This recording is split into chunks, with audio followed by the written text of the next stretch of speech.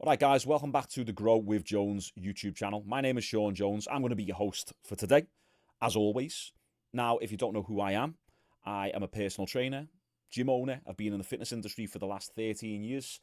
I've got a YouTube channel, so I'm a YouTuber now with 116,000 subscribers at the time of recording this video. And I also help people leave their 9 to 5s and build a personal brand around their passions, interests, and hobbies, make money online, so they can build a life of freedom. So that's a little bit of a recap about what I do. Today we're talking about how to be successful without sacrificing happiness. A lot of people think that, it's either success or it's either happiness. You can't have both. It's binary. It's black and white, when it's not like that at all. Success and happiness, they're very interwoven. Is that a word? They are intertwined. That's a better word, with each other. Okay, so you can get more success and be less happy. You can be more happy and have less success. You can also get more happiness and be more successful. So they are both. I'm trying to think of the words. They're constantly moving. Okay, and there's certain laws and rules of life and lessons that we can learn from and take from life and take from other people's mistakes and failures in order to guide us towards the success and happiness a lot faster, and avoid the pain and failures along the way. Now, all credit goes to the guy who posted these points on Facebook. I'm not taking credit for these points. I'm just expanding on them a little bit more with my experience and my perspective. But this guy on Facebook, he posted 11 lessons on life. And I think he said things that you realize after you're 35. But I think that it's important that everyone learns about these lessons, because whether you're 16, 22, 35 or 45, we are all going to go through these things at some point, or are currently going through these things right now. So regardless of your age, I want you to sit back and take in the lessons. We're not doing any editing here, so if we mess up, we're going to keep on going, okay? So rule number 1, let's get this going. Stay silent. Not everything needs to be said, right? Now, I've got an interesting perspective on this, because I'm actually going to backtrack on the first point that we've just made. I'm already contradicting myself. Stay silent. Not everything needs to be said. Now, I'm actually of the belief that you should tell people your goals, because when you tell people your goals, you're going to be more accountable to yourself, because now you're accountable to other people. It's called shared or social accountability. Okay, that's why group training in gyms works really good, because you're not just staying accountable to yourself, doing one-on-one personal training, just you and your personal trainer. It's like, no, now you're in a group of 10 different people, all with similar goals. So you can all feed off each other. And if Dave has lost 10 pounds in the last month and I've only lost 3 pounds, I'm going to want to step up my game a bit more, because Dave's telling me about his goals and he knows that I want to lose that much weight as well. So shared accountability is an extremely powerful thing. Even if you're just telling your mates and you're sitting down with a bunch of your mates and saying, listen, boys, what do we all want to achieve in life? This is something I do with my mates all the time. And sometimes, well, not so much anymore. That's my point. But I used to sit down with them all the time, be like, what are your goals? What are you looking to achieve? What are you doing to get there? And, some of my mates just aren't that way inclined, which is completely fine. They don't want to be hyper successful. They just want to live a normal life, make a few grand a month, not have a boss, and just coast the way through life, which, as I say, is completely fine and up to them. But I'm of the mindset where I want to talk about big things, but I also want to implement and take action on those things. And I know that if I speak to a bunch of people about my goals, now when we meet up again next week or the week after, I'm going to be like, right, here's what I've done, here's what I've done this, I've done that, I've done that, because I know that they are going to be saying the same to me. They're going to be saying, well, I've done this, I've done that, and I don't want to be left behind. Okay? So the fear of failure, this comes from the fear of failure. Like, if you don't want to be a failure, sometimes a really good thing to do is to tell people about your goals, so you're more accountable to them, because you don't want to look like a failure in front of them when they ask you, oh, so Sean, how's your goal been getting on? How's your business been getting on? And you go, I haven't started it, because you're going to have shame and embarrassment that you haven't started it. But because you've told people, you've got a higher probability of starting it and taking action with it. That all being said, we're going to go back now to the original point. We all know those people who talk a big game and who are constantly sharing their ideas. And we can do this, and we can do that, and we'll take over the world, take over the city, we're going to take over. And they never, ever do it. They never do a thing. You do not want to be one of these people. Now, sometimes you can be talking a big game, and you're about that life, and you are going to do it, and you're in the process of implementing the actions required to get to your goal, but it's just a longer time horizon that it's going to take you to get there. So people will say, Sean, how's your business? And you're like, oh yeah, it's going good. How much money are you making right now? Well, not much at the moment. And then if that stays like that for the next 6 months, it's going to seem like you're not taking action. But you know you are. It's just the time horizon is long between where you're at and where you need to be.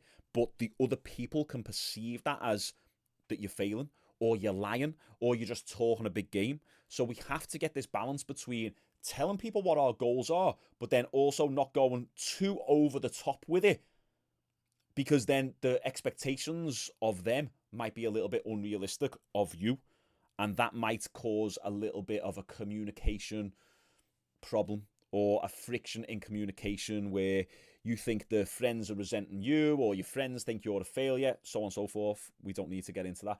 But my point is, tell people about your goals. It's completely fine, but it's also completely fine to stay silent. I don't believe either end of the extreme here is ideal. I don't believe you should be telling every single person about what you want to do, but then I also don't believe that you should stay completely silent in the dark, not telling anyone.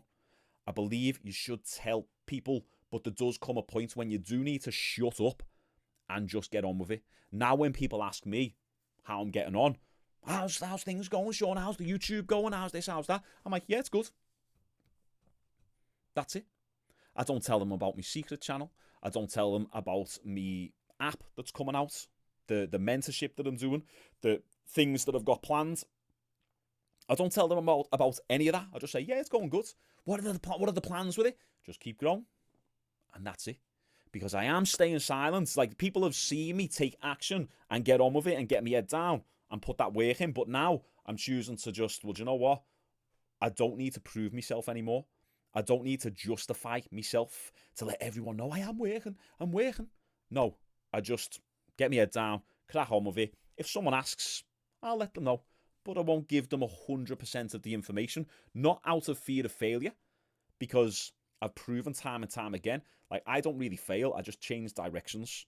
Or if something does fail, I take it as a lesson. So I don't really perceive failure in that way, and you shouldn't too. When we fail, we learn. So was it Conor McGregor's coach who said that? He said, we either win or we learn. And I like that as a lesson. But yeah, just be selective with who you tell and how much you tell. You don't want to be that guy who everyone knows, who's got all the ideas and all the creativity, but then goes nowhere with it. Because I know a few people like that. They talk a big game, but really, they ain't about that life. They ain't about that entrepreneurship. Next, silence is better than unnecessary drama.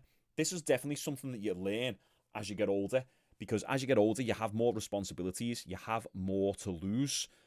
You eventually have kids. I wish I would have had kids younger. I'm 35 now. I wish I would have had kids in me early to mid-20s, but it's okay. Like, I found myself in so many situations where there's drama ensuing, and I'm like, what am I doing? In me early 30s, now me mid-30s, and I'm getting involved in drama that could potentially turn out bad.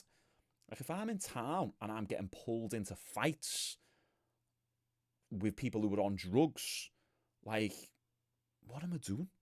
And I don't want to be that person who's, like, not loyal and who doesn't have anyone's back.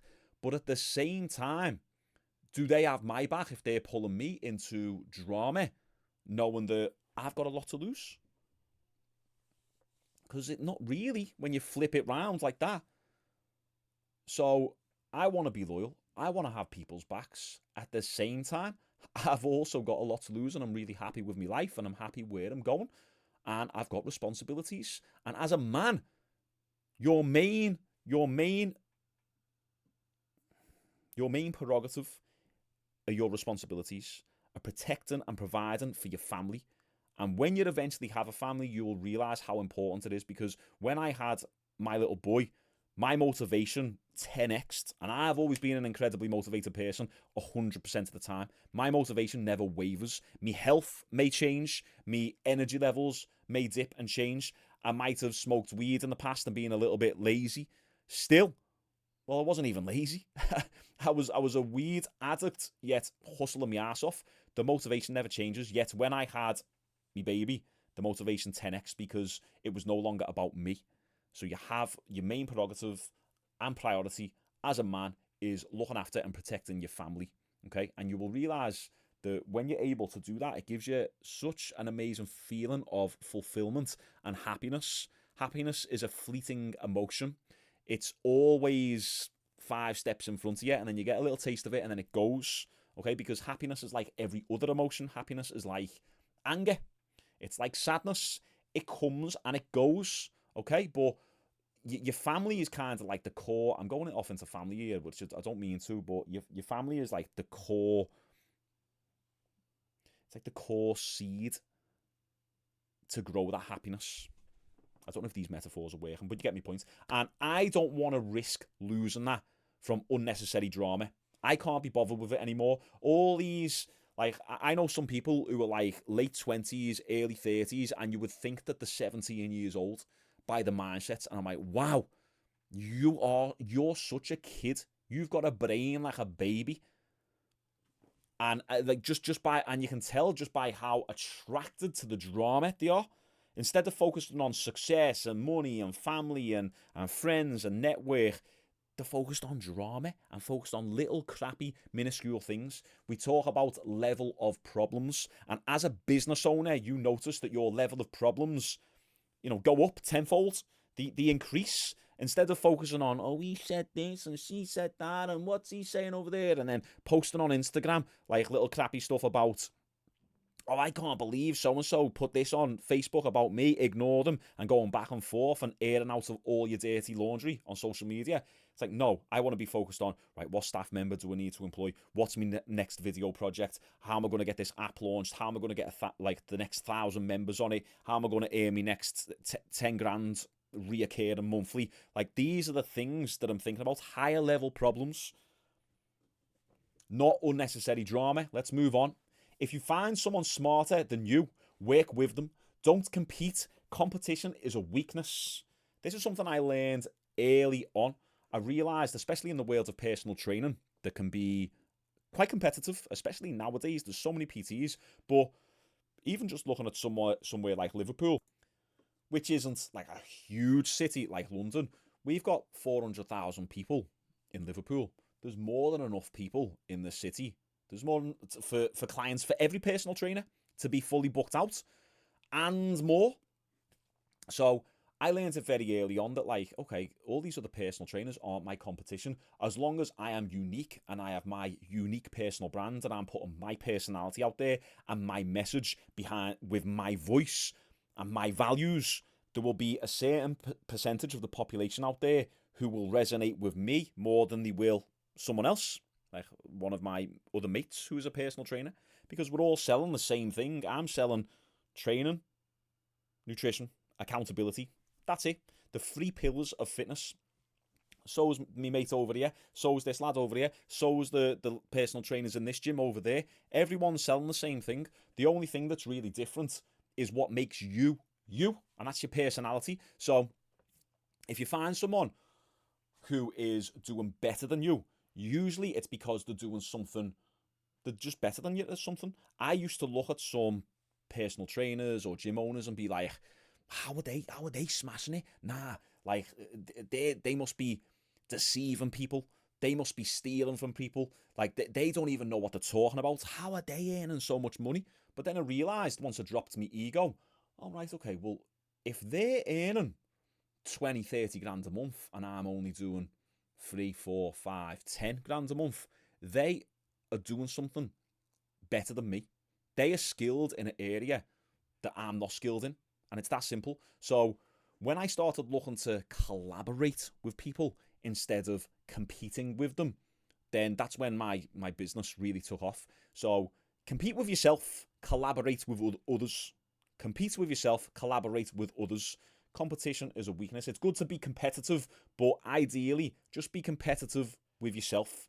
And you can be competitive with people like friends and people who are in your inner circle, because it's not like a toxic thing. Then you're all competitive to help level each other up. But try not to be competitive with people who you don't know, because if you're gonna want and desire the things that they have or the income that they have, you have to accept their entire life. Okay, I want to earn 20 grand a month like this person. Okay, but would you trade their entire life?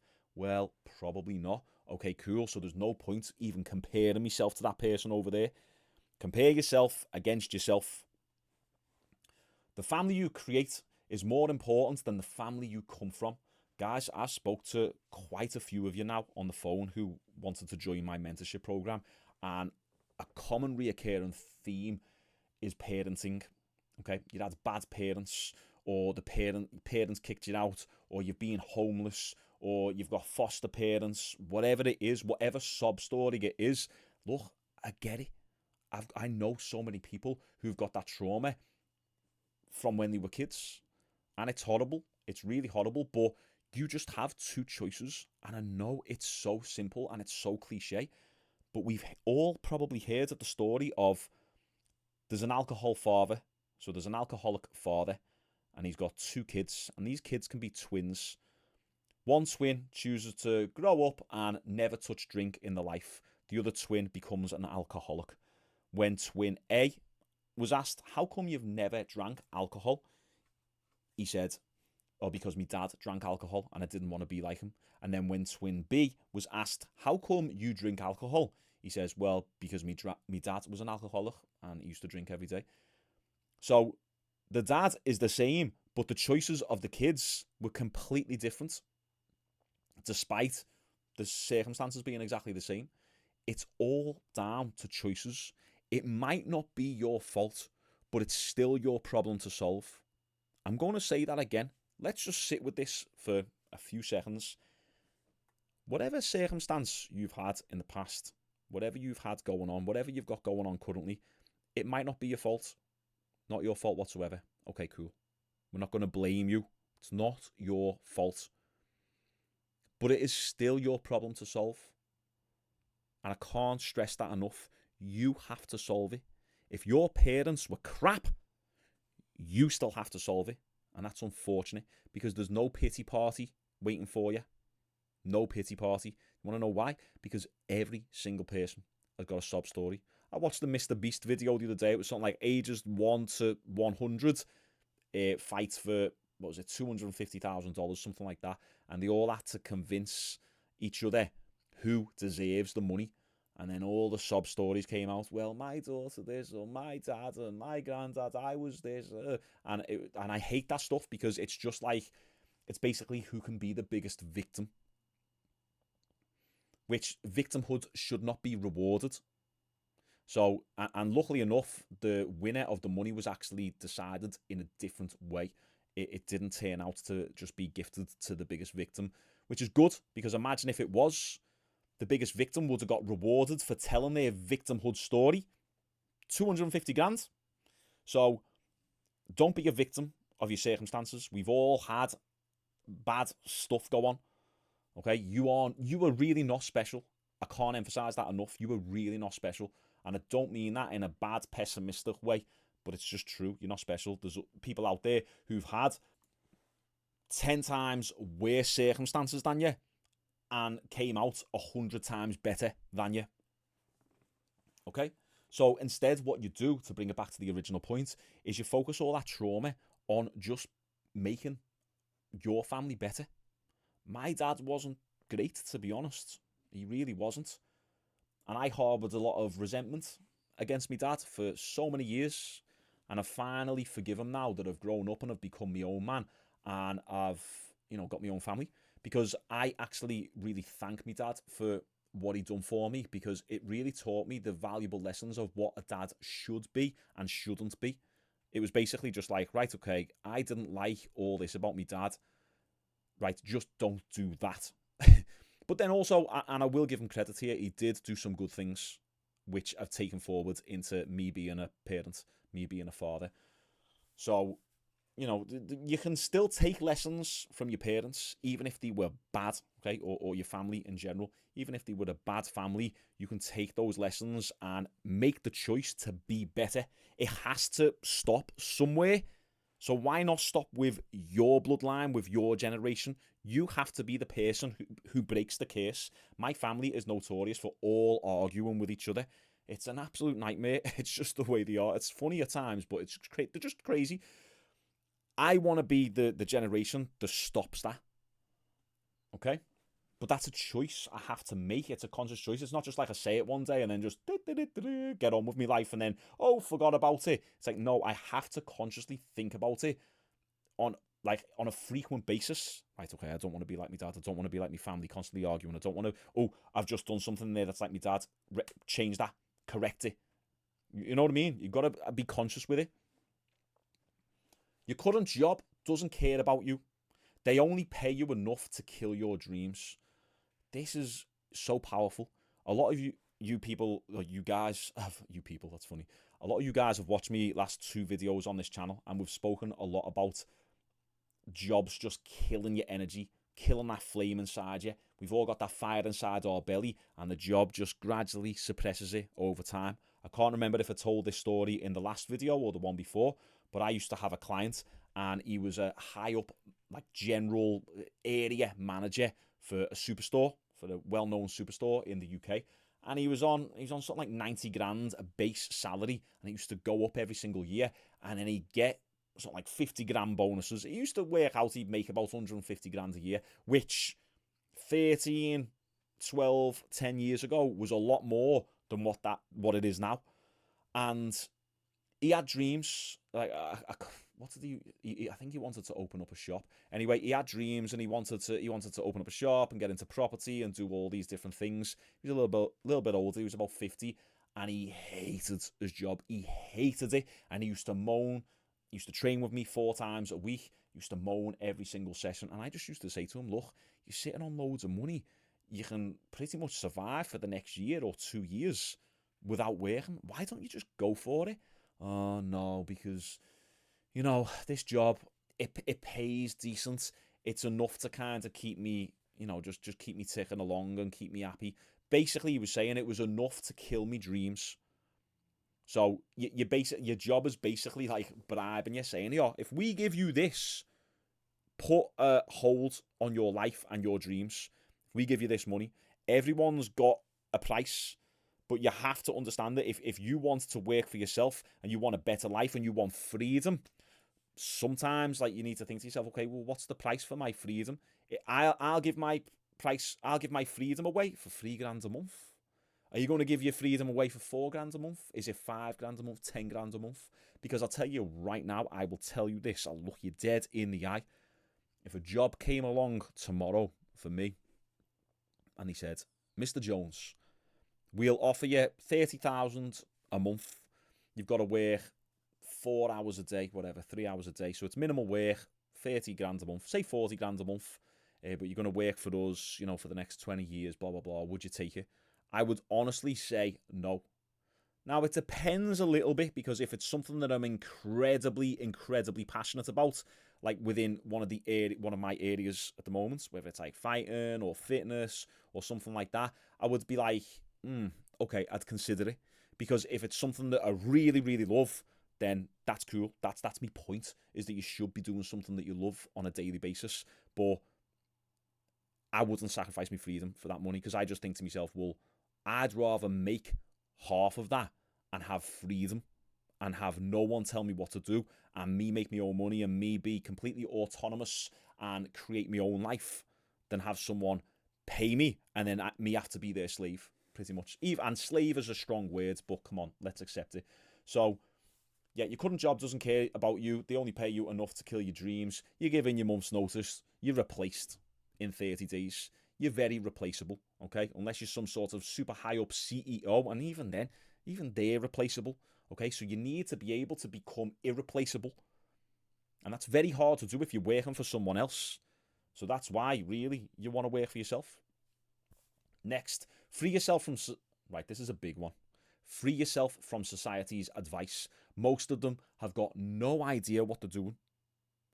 Society, when I say society, I mean friends, colleagues, family, co-workers, whatever. People who are around you, people on social media, they will all have an opinion of what you should and shouldn't do. When I was becoming a personal trainer at 21 years old, I had people say to me, what about your pension? I was like, what your pension? I didn't even really know what a pension was when I was 21. I just knew that you get money when you're older and like that's it. But I don't know how to set up a pension. I don't know how you get a pension. And people go, but what about your pension? And I was a bartender at the time. That's the crazy thing. I was like, well, I'm not getting anything now. I'm making £4.70 an hour as a bartender. What do you mean, pension? Oh, well, you know, like you're just going to personal training until you're 50, 60 years old. And these are like other 20, 30-year-olds who were telling me this, and I'm 21. So the first thing that I say is, I want to become a personal trainer and help people like lose weight, blah, blah, blah, and get in fantastic shape. And people straight away say, well, you're going to do that till you're 50. This is people's mindsets. People have the mindset of like, if you change your job, are you going to do that till the end of your dying days? Which is just a crazy thought process to have. The fact is as well, most entrepreneurs, so when you're working for yourself, they never finish in a business that they started in. I understand that I'm not going to be a personal trainer when I'm 50, 60 years old. I'm probably going to be doing something else. Will it still be involved with fitness and fighting and stuff like that? Yeah, probably, because that's where my roots are. But I'm going to diversify as I go through this entrepreneurial journey. I'm already 13 years in and I've already diversified a few times. So like this idea that like, oh, your pension. Me Beard's got it as well. She was working in the university. She worked in the council, then the university. So like 22, 24 grand a year. And she was like, I want to become a personal trainer. And I said, let's do it. You can work in my gym and, you know, I'll show you how to get clients, blah, blah, blah. And people in there tried to stifle it and were like, why are you going to do that? But there's a pension. You're not going to get a pension when you're personal training. I just turned up the light a little bit. You're not going to get a pension when you're personal training. And she actually had a little bit of doubts because, you know, women, they're a little bit more risk adverse. They don't want to take as much risk. They want to play it safe. And I had to say to her, look, you'll be fine. Don't worry about it. Look at it this way. Would you rather be personal training people, doing something that you love, being fit and healthy, on your feet, in the gym, training, being around a bunch of successful people till you're 50? Or would you rather be sitting in that office till you're 50? This is what I don't get, is people will literally say, what are you going to do that for? Are you going to do that till you're 50? And I'll say back to them, well, are you going to do that till you're 50? Are you going to sit at a desk till you're 50? Like, people's mindsets are messed up. You have got till 67. And the retirement age in the UK is 67. As far as I'm aware, I don't even look at this stuff anymore. 67 years. You've got like another 10 years if you're lucky, and then you're dead.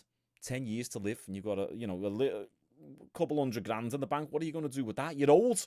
You're decrepit. Your joints have given. You've got sciatica. Waste of time. You need to get money now, in your 20s, and your 30s, and your 40s, so you can enjoy it now. Okay, you want to set up your life in your 20s, you start building more in your 30s, and you start enjoying it in your 30s and 40s, because that's like your 30s is really where you start hitting your prime, especially as a man. So most people haven't got a clue what they're doing. Why would you take advice from a dentist who's got horrible teeth? Would you take advice from a personal trainer who's fat? Now, well, that's a funny one, because if the personal trainer has lost 10 stone and is still fat now, then that's like, okay, well, they've proven that they can lose 10 stone. You don't need to be a shredded personal trainer. But what I mean is, if you're a personal trainer who's done nothing and you're just fat and you've had no results, why is someone going to pay you? You know, you need to demonstrate in whatever area or industry or niche you're in that you can get a result either for yourself or other people. So, I can't even remember my point. Why would you take advice from someone in an office on how to make money or on how to be happy? You want to be happy? Don't listen to the people in your current crappy job. You're coming and telling me that you're not happy in your current crappy job. Most of the people in your work are also not happy. Why would you take advice from them on how to be happy, how to earn money?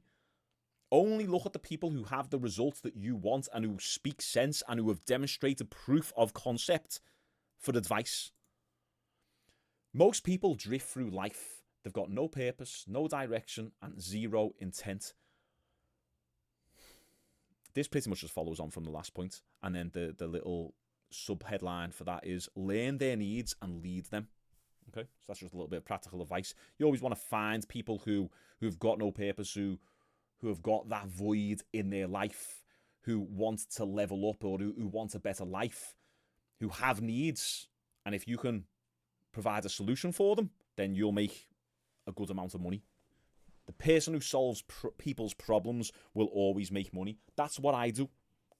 I solve people's problems in fitness, in business. And that's why people pay me money. And that's why I've been in business for 13 years and I'm still going strong. Okay. Most people drift through life. They have no purpose, no direction, and zero intent. Really, just talk to people. Like, people wake up and they're on zombie mode. They're on autopilot mode 100% of the time. They don't know where they're going. They honestly haven't got a clue. They wake up and they go, oh, okay, so get me cereal, me Weetabix, get me coffee, right, okay, get a shower, I'm in work, and then they go out on the weekends, they get the takeaways, they spend the money, and they rinse and repeat 365 days a year for the next decade, and they keep going, keep doing that, and 3 decades pass, they're 60 years old, and they look around them and go, where's my life gone? What have I done? Because they had no intent. Every single day I wake up and I have intent. What am I trying to do today? What's the goal of the day? And I've usually defined that the night before. Right, the night before, I'm like, right, what am I trying to get done tomorrow? I've got to get a video. I've got to get 2 Instagram reels up. I've got to DM this person who wants to join the mentorship. I've got to do this. I've got to do that. I've got to set my app up. I've got to film exercise demonstrations, whatever it might be. I'm always moving the needle forward. Most people aren't even aware that there's a needle. Most people are not aware that there is a needle. With regards to friends, quality over quantity, guys, I haven't got a lot of friends. I've got a lot of acquaintances, but I've got a handful of friends, and even within that handful, I'm gradually letting go of certain people. You want to shed that dead weight. That dead weight in your life will hold you back. I've had a good 2 dead weights in my life that I can really think of that have held me back, and I've got rid of them. I'm getting rid, and this is the thing as well. Let me just rephrase this. Dead weight will always come back into your life. Sometimes it takes a long time to identify if that person is a dead weight or not. So dead weight can be disguised as a friend, a family member, a colleague, an acquaintance, whatever it is, a relationship, so a partner, a girlfriend, a boyfriend, a husband. Sometimes it takes a long time to identify if someone is dead weight or not. This is just the nature of the game. It's all about how fast you can move on from them, because the moment that you move on from them, you'll realize there'll be a weight lifted off your shoulders and you'll be like, oh my word, like, I can't believe I let that person seep the claws in and sap the life out of me for so long. I guarantee if you look around you right now, you will be able to identify at least one person who is holding you back, whether it's like financially or just mindset-wise or always putting you down, whatever it might be. There's always that one person in someone's life who are holding them back, okay? It's better to have one really good, solid friend than it is to have a bunch of friends. I know people who've got like 15 mates and they don't even see each other, and they all hate each other, and none of them trust each other, and it's just, you're not really mates then. Whereas I'd rather have 2, 3 really good, solid mates who I can really trust and have loyalty from. You'll be 10 times happier if you forgive your parents and stop blaming them.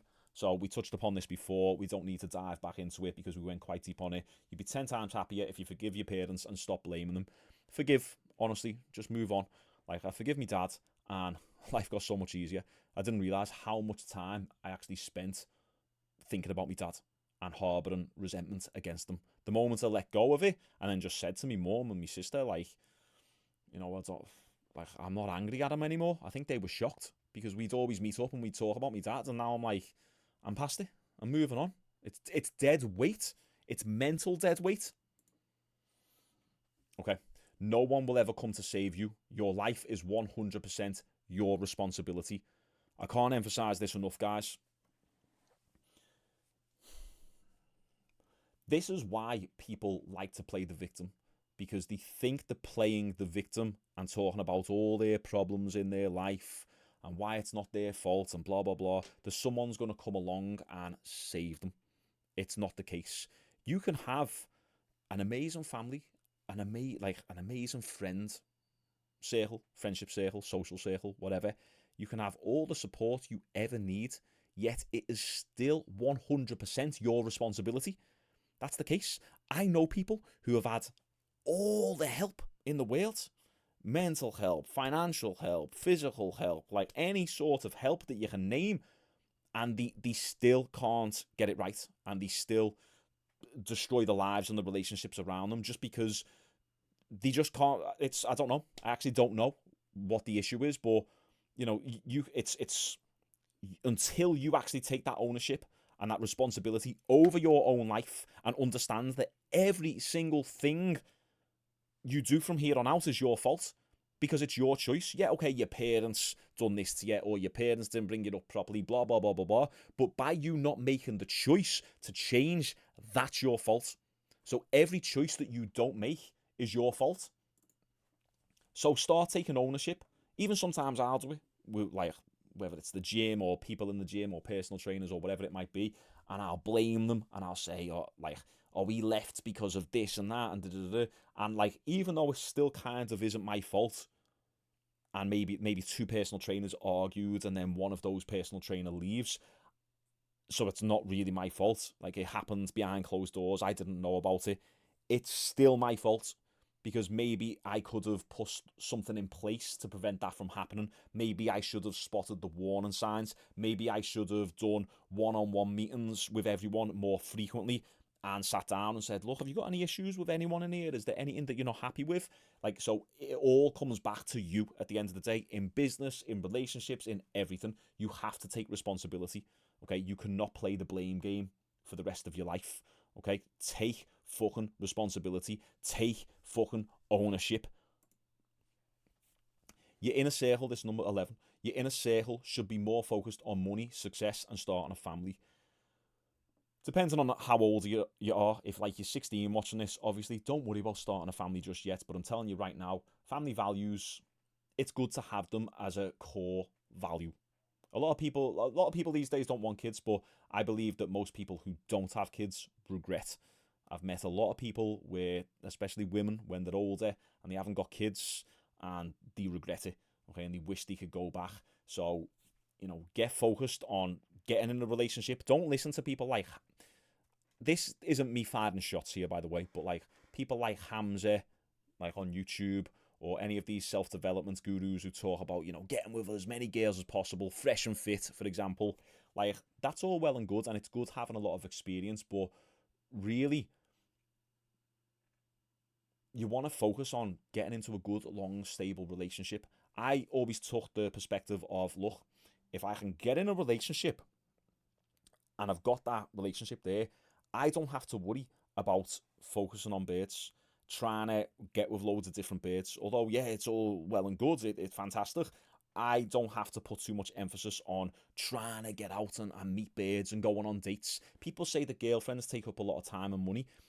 Yeah, but so does dating, and so does going out and partying and clubbing and trying to meet new birds. So it's like, it's apples and oranges. It's the same thing, really. So I was always more focused on, let me get in a relationship first, and then that's solid, right? I'll see her on the weekend, and then Monday to Friday I'll work, and Sunday to Friday I'll work. I'll see her on the Saturday, and that's how I always wanted it, and that served me well, because now I'm set up. Whereas I know people, I've got friends who are going into like the mid-30s, single, and stressing that they haven't met anyone yet and they want kids. So yeah, focus on family, focus on long-term relationships. Still have a little bit of fun. And now I'm not saying get in a long-term relationship when you're 15.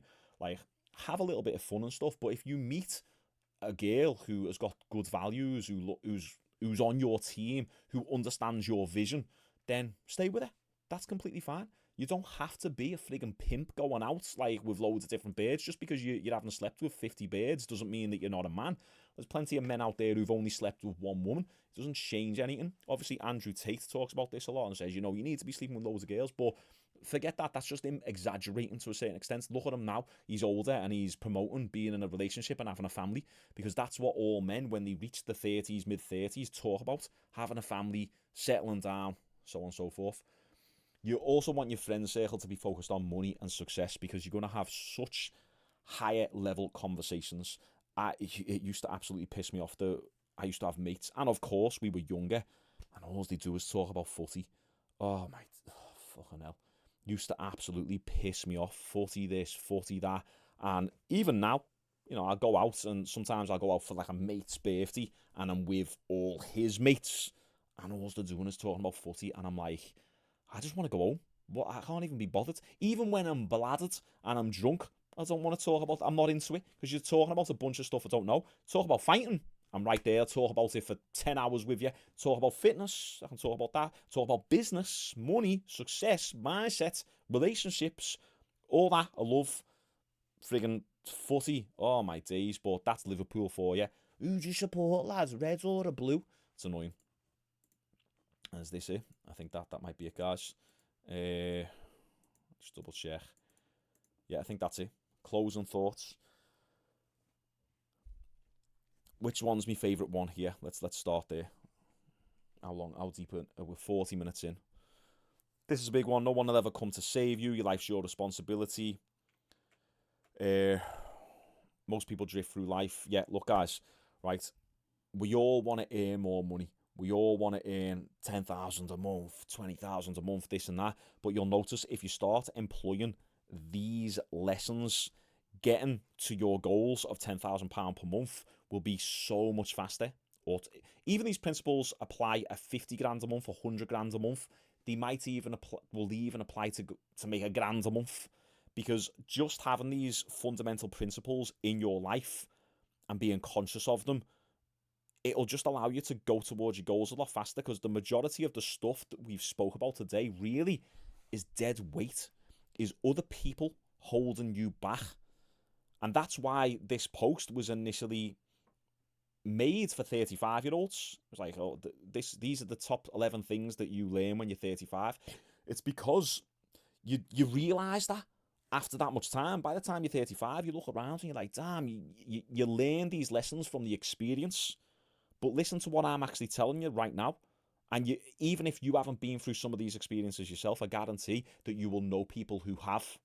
So maybe send this video to some of them, okay? Because these are valuable lessons right here. And I love doing these videos because it's also reminded me of a few things. Yes, Sean, hold yourself to a higher standard in this area. Yeah, always remember to be conscious of this in this area.